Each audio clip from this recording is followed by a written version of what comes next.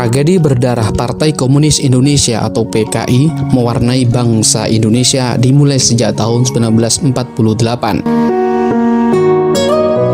Partai Komunis Indonesia ini menikam dari dalam pemerintahan Soekarno yang waktu itu tengah menghadapi Belanda. Pembantaian ulama, beberapa pesantren, polisi, dan tentara mewarnai kisah bergerakan PKI. Puncaknya adalah pada tahun 1965 yang dikenal dengan Gerakan 30 September 1965 atau G30S PKI, yang mana PKI tertuduh sebagai dalang dalam pembantaian jenderal-jenderal terbaik Indonesia. Indonesia yang baru merdeka diwarnai beberapa konflik yang kemudian dilakukan sosok para tokoh yang dilabeli sebagai pengkhianat bangsa.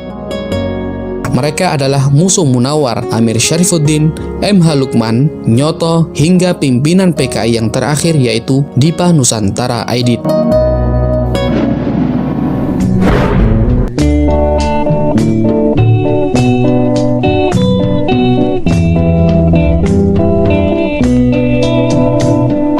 Tokoh-tokoh PKI ini diketahui kemudian mati dengan cara yang tragis. Berikut tokoh-tokoh PKI yang akan kita ulas dalam video ini. Genjer-genjer nong kedoan batik keleler. Genjer-genjer nong kedoan batik keleler. Musuh Munawar, pimpinan PKI dalam tragedi PKI Madiun 1948.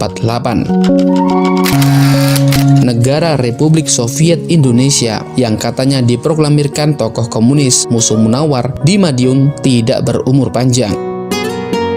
Negara yang didirikan oleh Musuh Munawar pada tanggal 18 September 1948 itu langsung dihancurkan oleh pasukan TNI pimpinan Panglima Jenderal Sudirman dan Jenderal Gatot Subroto yang menyerang dari timur dan barat. Dalam waktu 2 minggu, kekuatan bersenjata tentara musuh dihancurkan oleh pasukan TNI.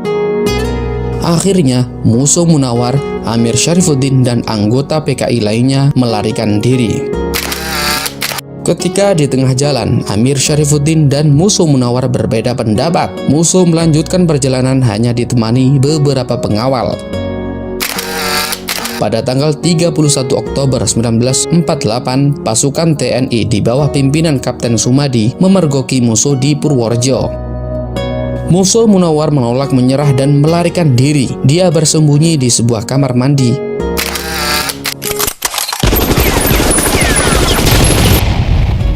Di sanalah musuh terlibat baku tembak dengan TNI hingga Musuh Munawar tewas. Beberapa sumber menyebutkan jenazah musuh dibawa ke alun-alun dan dibakar.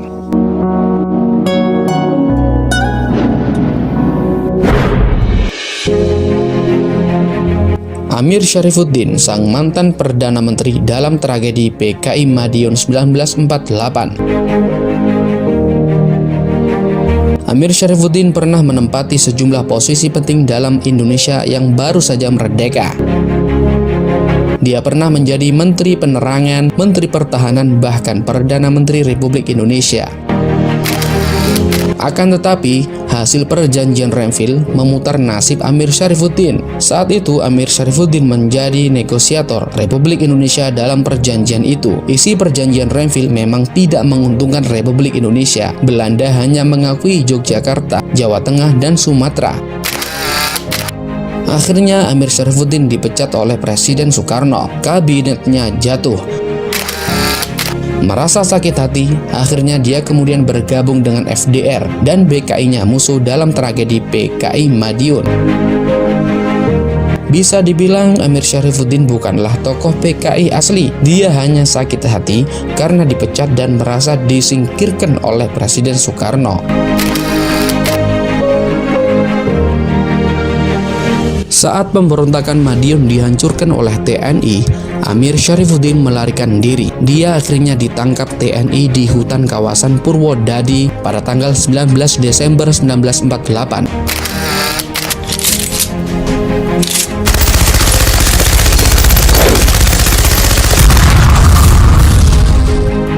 Bersamaan dengan agresi militer kedua, Amir Syarifuddin ditembak mati bersama para pemberontak Madiun yang tertangkap. Eksekusi akhirnya dilakukan dengan terburu-buru oleh TNI.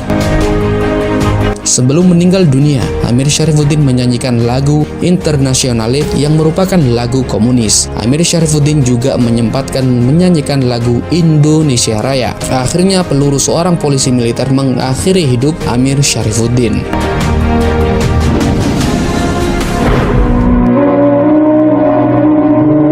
Dipa Nusantara Aidit, pimpinan PKI dalam tragedi G30S PKI. Setelah tragedi berdarah gerakan 30 September 1965, DN Aidit langsung melarikan diri dari Jakarta.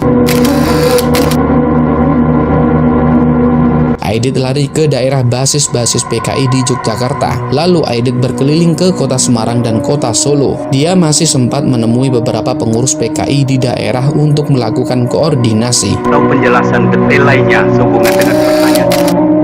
Akhirnya pada tanggal 22 November 1965, DN Aidit ditangkap oleh pasukan Brigade Infanteri 4 Kostrad di kampung dekat stasiun Balapan Solo. Kepada Komandan Brigif 4 Kolonel Yasir Hadiboroto, Aidit minta dipertemukan dengan Soekarno. Aidit mengaku sudah membuat pengakuan tertulis soal G30S PKI. Dokumen itu rencananya akan diberikan kepada Presiden Soekarno, akan tetapi keinginan Aidit tidak pernah terpenuhi. Keesokan harinya, Yasir dan pasukannya membawa DN Aidit ke sebuah sumur tua di belakang markas TNI di kota Boyolali.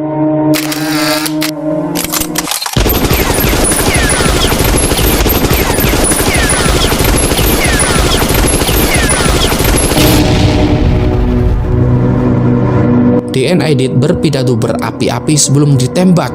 Berondongan senjata AK-47 mengakhiri hidup sosok ketua Komite Sentral PKI.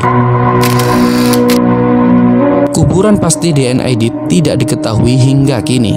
Satu riwayat mengatakan mayat Aidit dibuang ke sebuah sumur tua di Boyolali.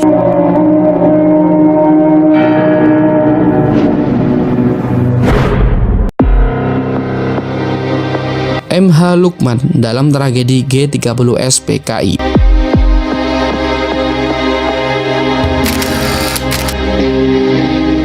MH Lukman atau yang dikenal dengan Muhammad Hatta Lukman bersama Nyoto dan Aidit, ketiganya dikenal sebagai Triumvirat atau tiga pimpinan PKI. Sejak kecil MH Lukman terbiasa hidup di tengah pergerakan. Akan tetapi MH Lukman memilih komunis sebagai jalan hidupnya. Setelah pemberontakan PKI 1948, tiga serangkai ini yaitu DN Aidit, MH Lukman, dan Nyoto mengambil alih kepemimpinan PKI dari para tetua komunis. Di pemerintahan, Lukman memilih menjabat sebagai wakil ketua DPR gotong royong. Tidak banyak data mengenai kematian MH Lukman. Saat itu beberapa hari kemudian setelah gerakan 30 September 1965 gagal, MH Lukman diculik dan ditembak mati tentara. Mayatnya maupun kuburannya tidak diketahui.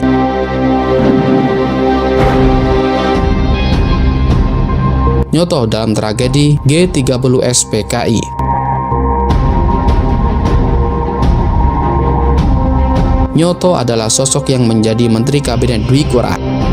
Mewakili PKI, dia adalah salah satu orang yang dipercaya Soekarno untuk menulis pidato kenegaraan yang akan dibacakan Soekarno. Sosok Nyoto juga merupakan seorang seniman, pemusik, dan politikus yang cerdas. Menjelang tahun 1965, isu berhembus. Nyoto diisukan berselingkuh dengan wanita Rusia. Inilah yang membuat DN Aidit memutuskan akan memecat Nyoto. Menjelang G30S PKI, Nyoto sudah tidak lagi diajak rapat pimpinan tinggi PKI. Artinya, Nyoto tidak ikut andil dalam gerakan 30 September 1965.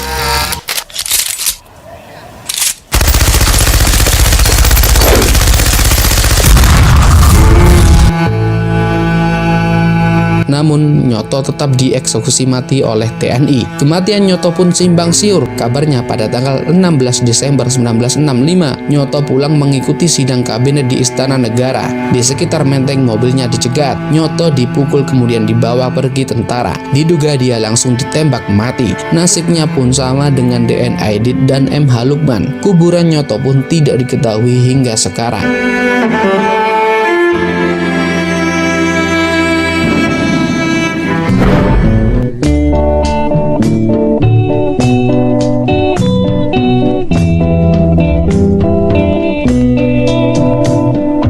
Itulah beberapa tokoh PKI yang dieksekusi mati oleh TNI dengan tanpa diadili. Lalu, bagaimana Anda memaknai detik-detik kematian para tokoh PKI tersebut? Berikan pendapatmu. Salam Jas Merah. Genjer genjer nong kedoan batik keleler